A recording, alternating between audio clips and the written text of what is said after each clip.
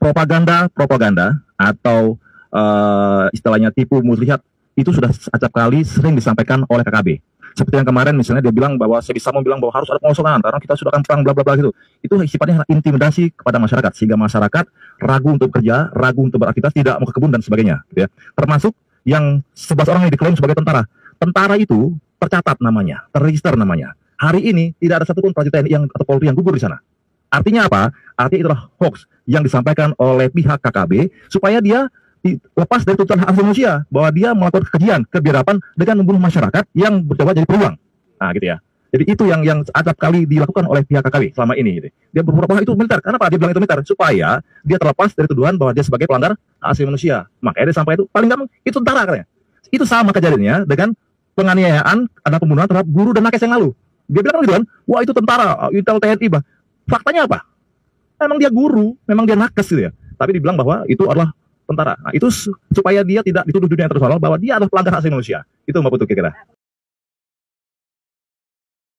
Selamat pagi kepada semua pihak. Saya Sebi Sambo, Juru Bicara Komando Nasional Tentara Pembebasan Nasional Papua Barat dari Pengendali Manajemen Markas Pusat, kembali menyampaikan kepada dunia dan Indonesia juga kepada Papua, orang Papua, bahwa kami tegaskan kembali lagi, orang imigran Indonesia kami harap bisa tinggalkan wilayah konflik bersenjata dengan segera. Kami tidak butuh Anda, karena Anda bagian dari agen pemerintah kolonial Indonesia datang jaya kami, datang merampas hak kekayaan alam kami, datang merampas, mencuri, merampok semua sumber kekayaan alam kami, datang merampas hak tanah dari kami sebagai kolonial. Oleh karena itu kami tidak butuh orang imigran Indonesia. Nanti kami merdeka dulu, baru Anda bisa datang urus warga negara di kami atau apa, itu urusan setelah Papua merdeka. Jadi Anda lebih bagus tinggalkan wilayah perang yang kami sudah tentukan. Anda tinggal maka Anda bagian dari pasukan keamanan Indonesia dan siap dibunuh. Dan aksi kami bertanggung jawab, tapi nyawa Anda akan dipertanggungjawab oleh pemerintah Indonesia dan tentara polisi Indonesia.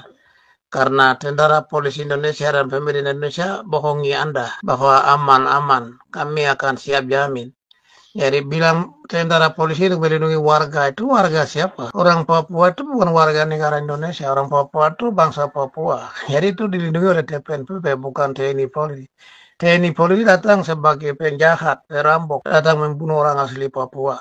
Itu yang jelas. Itu sudah dipraktekkan 60 tahun.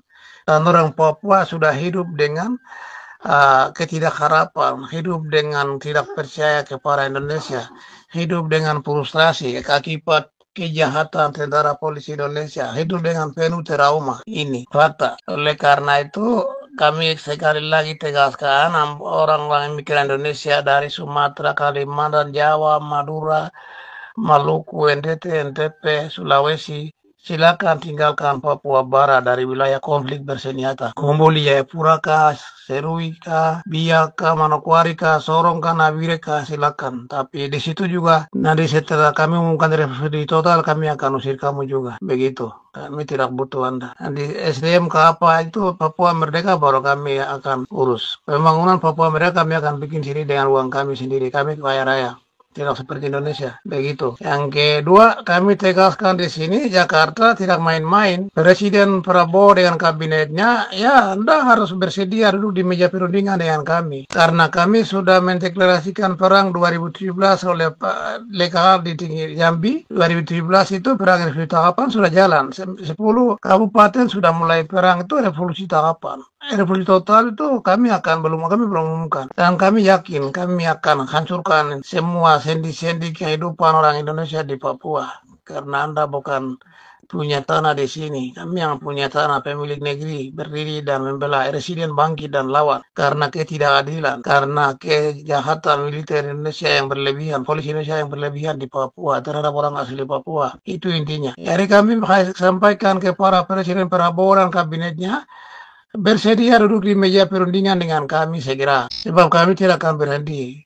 Kami hanya akan berbicara di pengadilan internasional, di pengadilan Mahkamah Internasional maupun pengadilan Agama Internasional. Kami tidak akan tunduk pada hukum Indonesia dan pengadilan Indonesia. Itu masalahnya. Jadi pikir itu kami main-main, tidak main-main. Semua ini zaman teknologi. Anda tidak akan sembunyi dari pandangan sorotan dunia. Begitu Indonesia. Ya lebih bagus Presiden Prabowo kita duduk bicara baik-baik untuk kasih kemerdekaan Papua daripada dicampur tangan internasional mempermalukan diri Anda sendiri begitu. Karena kami bangsa Papua yang punya hak untuk merdeka. Sudah pernah merdeka tapi kamu rampas hak kami melalui Titik Komando Rakyat 19 November 1961 di alun-alun Jakarta. Soekarno mengakui kemerdekaan bangsa Papua 1 Desember 61. Dia mengatakan bubarkan negara boneka. Berarti kan tidak tahu bahwa negara sudah dibentuk begitu. Dan itu dasar hukum menyamin, hukum internasional menyamin itu. Kami bisa naik di pengadilan Mahkamah Internasional di Den Haag negeri Belanda pun kami bisa menang. Kami yakin karena semua aneksasi Papua ke Indonesia itu menurut hukum internasional atau di bawah pandangan hukum internasional, menurut hukum internasional belum tidak sah. Hanya kita belum punya kesempatan untuk naik bawa masukkan materi gugatan di pengadilan. Itu yang Indonesia pikir kamu jago-jago begitu. Pengadilan putuskan sudah angkat kaki keluar. Itu akan terjadi. Jadi sebelum semua ini terjadi ya lebih bagus berwibawa. Ya dengan rendah hati duduk di meja perundingan tuh. Presiden harus mampu membebaskan kami merdeka sendiri. Kami punya hak untuk merdeka seperti bangsa lain. Undang-Undang 45 kemerdekaan hak segala bangsa, maka penjajahan oleh sebab itu penjajahan harus dihapuskan. Ini kami sekolah dasar kelas 3, 2, 3 itu kami sudah suruh hafal itu. Gila, orang gila kita. Hafal mati di otak dulu. Aduh, bahasa Indonesia juga ini, saya masuk sekolah tidak tahu bahasa Indonesia, belajar di sekolah, kaki kepala. Jadi Anda Indonesia itu saya sudah bilang, kami pandangan orang Papua di dalam orang Indonesia itu semua itu adalah penjaya. Kolonial Indonesia datang merampas, mencuri kekayaan alam kami tadi itu. Begitu hormat. Demikian. Tuhan jaga kita semua. Harap maklum. Wah. Propaganda atau istilahnya tipu muslihat itu sudah acap kali sering disampaikan oleh KKB. Seperti yang kemarin misalnya dia bilang bahwa saya bisa mau bilang bahwa harus ada pengosongan karena kita sudah akan perang bla bla bla gitu. Itu sifatnya intimidasi kepada masyarakat sehingga masyarakat ragu untuk kerja, ragu untuk beraktivitas, tidak mau ke kebun dan sebagainya gitu ya. Termasuk yang 11 orang ini diklaim sebagai tentara. Tentara itu tercatat namanya, terregister namanya. Hari ini tidak ada satupun prajurit TNI atau Polri yang gugur di sana. Artinya apa? Artinya itulah hoax yang disampaikan oleh pihak KKB supaya dia lepas dari tuntutan hak asasi manusia bahwa dia melakukan kekejian, kebiadaban dengan membunuh masyarakat yang bercoba jadi berulang. Nah, gitu ya.